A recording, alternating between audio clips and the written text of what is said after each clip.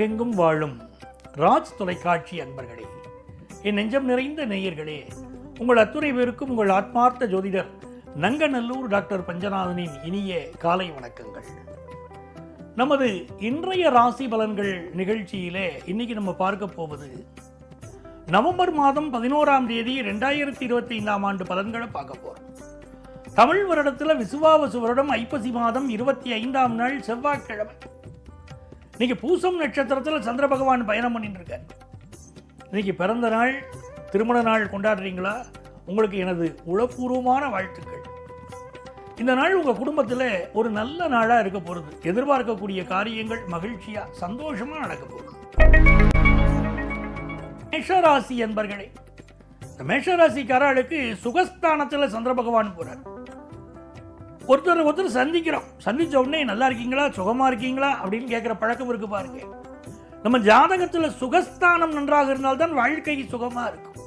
இன்னைக்கு 4வது ஸ்தானத்தில் சந்திர பகவான் போறார் அப்படின்னா இன்னைக்கு நிறைய நல்ல விஷயங்கள் நடக்க போகிறது நம்ம வாழ்க்கையிலே அப்படிங்கிற மீனிங். அதே நேரத்தில் ஹெல்த்தை கொஞ்சம் பார்த்துக்கணும். சனி பகவான் 12ஆம் இடத்துல இருக்காரு. உடல் நலத்தில் அதிக அக்கறை எடுத்துக்கொள்ள வேண்டிய ஒரு நாள். பள்ளிக்கூடம் போகக்கூடிய மாணவர்கள் 10th +1 +2 படிக்கிறீங்களா? படிப்பில் நீ கொஞ்சம் அதிக கவனம் செலுத்துங்க. ஒரு சோம்பேறித்தனம் வரும், டிஸ்ட்ராக்ஷன் நிறைய இருக்கும். புத்தகம் கையிலே, புத்தியோ பாட்டிலே நாங்கள் பழைய காலத்தில் அந்த மாதிரி டிஸ்ட்ராக்ஷன் நிறைய இருக்கும். படிப்பில் அதிக கான்சன்ட்ரேட் பண்ணுவது உங்களுக்கு நல்லது. வியாபாரத்தில் யாராவது ஒருத்தர் கூட இருந்தே வியாபாரத்தில் குழி பறிக்கணும்னு நினைப்பாங்க. நம்ம ஊரில் நல்லவங்க நிறைய பேர் இருக்காங்க பாருங்க. நாம தான் கவனமாக இருந்துக்கணும் வியாபாரத்தில். ரிஷபராசி என்பர்களே, நல்ல மனிதர்களின் தொடர்பு கிடைக்கும்.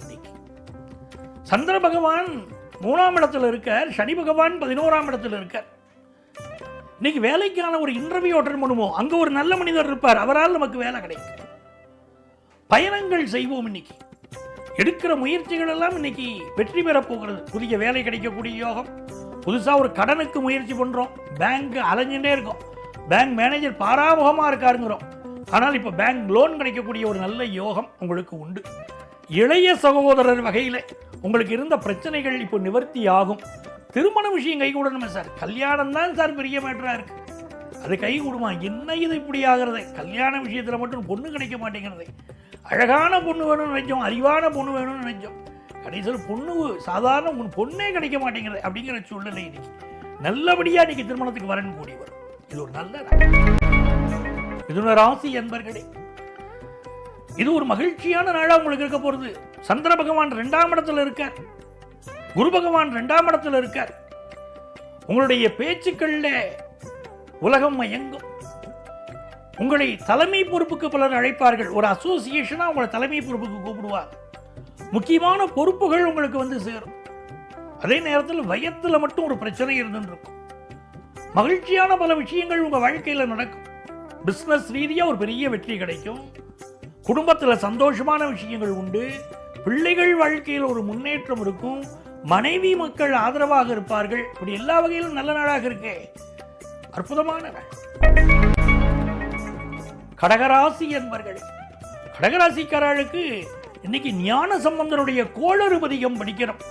ராசியில் குரு பகவான் இருக்கிற போது இந்த கோளறுபதிகம் படிப்பது பெரிய பலனை தரும். வேயுரு தோழி மங்கன் விடம் உண்டகண்டன் மிக நல்ல வீணை தடவி மாசரு திங்கள் கங்கை முடிமேலணிந்து என் உளமே புகுந்த அதனால் ஞாயிறு திங்கள் செவ்வாய் புதன் வியாழன் வெள்ளி சனி பாம்பிரண்டும் உடனே ஆசரு நல்ல நல்ல அவை நல்ல நல்ல அடியார் அவர்க்கு மிகவே அப்படின்னு ஞான சம்பந்தர் எழுதுறார்.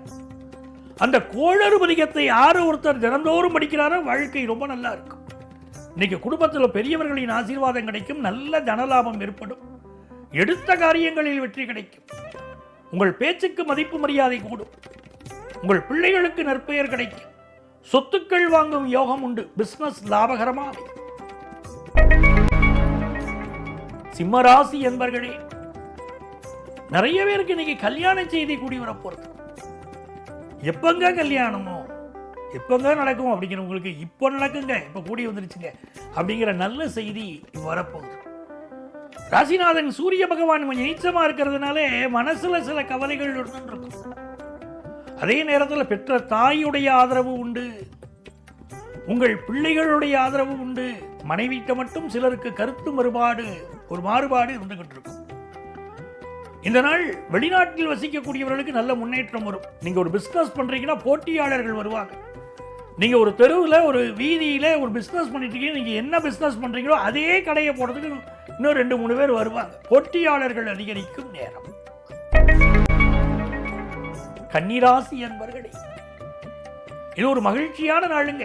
கன்னிராசிக்காரங்களுக்கு புதன் பகவான் தனஸ்தானத்தில் இருக்கார், நல்ல தனலாபம் தருவார். சுக்கிர பகவான் தனஸ்தானத்தில் இருக்கார், பொன்னான நாள். தர்ம கர்மாதிபதி யோகம் தனஸ்தானத்தில் இருக்கு. அதனால மிகப்பெரிய வெற்றிகள் வரும். நல்ல வேலை வாய்ப்பு கிடைக்கும், நல்ல பொருளாதாரம் உயரும், கல்யாண செய்தி கூடி வரும்.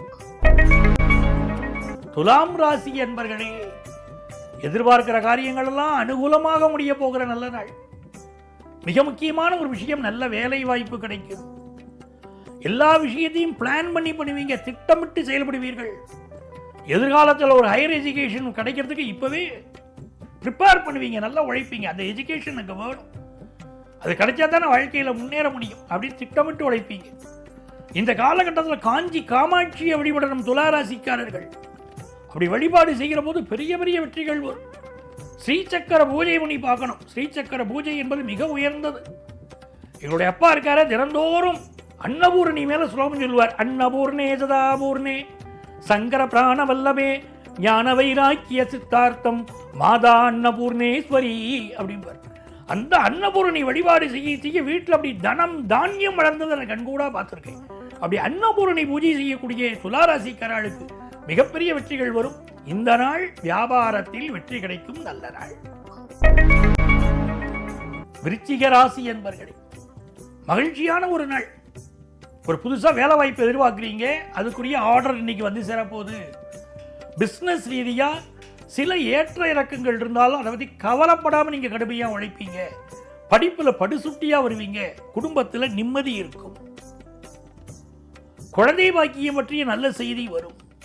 பொழுதுபோக்கு விஷயங்களில் ஈடுபாடு கூடும். ஒரு பதவி கிடைக்க போகிற ஒரு கம்யூனிகேஷன் வந்து சேரும். தனுசு ராசி அன்பர்களே, இது ஒரு மகிழ்ச்சியான நாள். பெற்றவர்களின் அரவணைப்பினால் வாழ்க்கையில் உயரக்கூடிய நாள்.